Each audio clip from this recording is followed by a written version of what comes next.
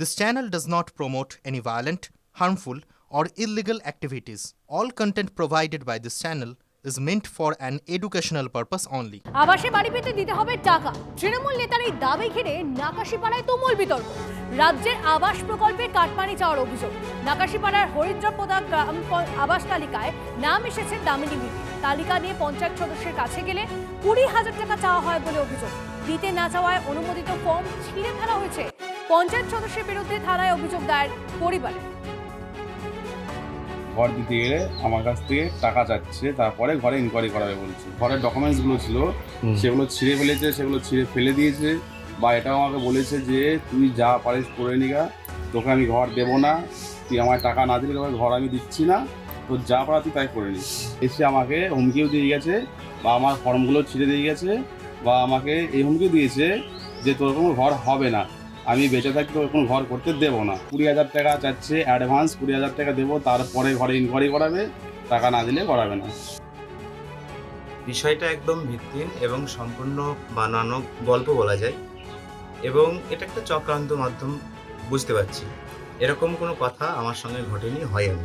আমাদের কর্মচারী যখন ইনকোয়ারি করতে যায়, ওই পরিস্থিতিতে ওকে গালিগালাজ করে এবং হেনস্থা করে এবং ওর ওপর চড়াও হয় এবং অকথ্য ভাষায় গালিগালাজ করতে থাকে। তখন সে চলে আসা মুহূর্তে বচসা শুরু হয়ে যায় এবং আমরা ওই মুহূর্তে চলে আসতে থাকি। তখন ফর্মটা টানাটানি করতে থাকে এবং ফর্মটা ছিঁড়ে যায়। এটাই বিষয়, এছাড়া অন্য কোনো বিষয় ওখানে ঘটেনি। বাংলার ঘর, সেখানেও নাকাশিপাড়ার একজন গ্রাম পঞ্চায়েত সদস্যের বিরুদ্ধে গরিব মানুষের কাছ থেকে 20,000 টাকা কাটমানি দেওয়ার যে ঘটনা সকলের সামনে এসেছে, তা হচ্ছে অত্যন্ত নিন্দনীয়। এবং আমরা দাবি করছি তৃণমূল কংগ্রেসের যে পঞ্চায়েত সদস্য এই কাজ ঘটিয়েছেন তাকে দ্রুত গ্রেপ্তার করা এবং আইন মোতাবেক শাস্তির ব্যবস্থা করে রাজ্যের মুখ্যমন্ত্রী প্রমাণ করুন যে আসলে তিনি সৎ। আমরা প্রমাণ দেখেছি এবং সূত্রমাত্র জানতে পেরেছি, আমাদের কাছে প্রমাণ আছে। আবাস যোজনার নামে বীরপুর 2 নম্বর গ্রাম পঞ্চায়েতের একজন কর্মাধ্যক্ষ পাশে এলাকার মেম্বার নাকি এটা ঘটনা ঘটিয়েছে, যেখানে দাঁড়িয়ে 1,20,000 টাকা করে যেটা আবাস যোজনার ঘরের টাকা দিয়েছে, সেই ঘরের টাকা থেকে নাকি আবার 20,000 টাকা করে সেই মেম্বার নাকি চেয়েছে। টাকাটা দেয়নি বলে সেই মেম্বারের লোকজন দিয়ে সেই গৃহবধূ ফর্মটাও নাকি ছিঁড়ে ফেলেছে।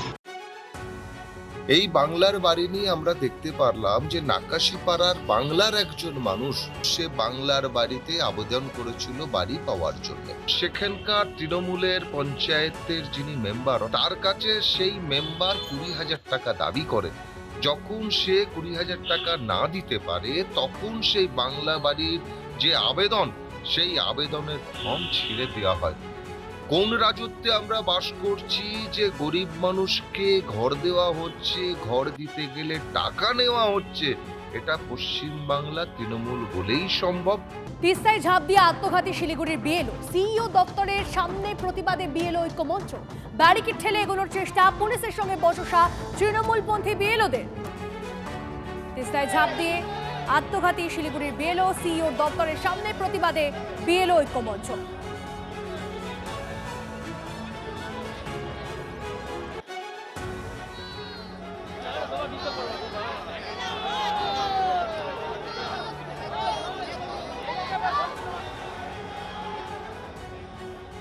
এখনো পর্যন্ত কমিশন নিজেদের যে অমানবিকতার পরিচয় দিয়েছে, সেই অমানবিকতা দেখে আমরা অবাক হয়ে যাচ্ছি। কারণ হবেই, এটা স্বাভাবিক ব্যাপার। কারণ যেভাবে আমাদের ওপর বিএলওদের ওপর কাজের চাপ যেভাবে দিনকে দিন বাড়িয়ে যাওয়া হচ্ছে, এভাবে সত্যি কাজ করা সম্ভব না। এই নির্বাচন কমিশনার জ্ঞানেশ কুমার রাজনৈতিকভাবে নিয়োগপ্রাপ্ত। যেভাবে এসআইআর এতজন বিএলও মারা গেছে, বৈধ ভোটাররা মারা যাচ্ছে, যেভাবে এসআইআর এর নামে বৈধ ভোটারদের বাদ দেওয়ার চক্রান্ত হচ্ছে, যে সমস্ত ভোটারদের আমরা ফিজিক্যাল ভেরিফিকেশন করে ফেলেছি, আবার মাইক্রো অবজারভারদের দ্বারা তাদের হিয়ারিং আনা হচ্ছে, এটা গণতন্ত্রের পক্ষে বিপজ্জনক।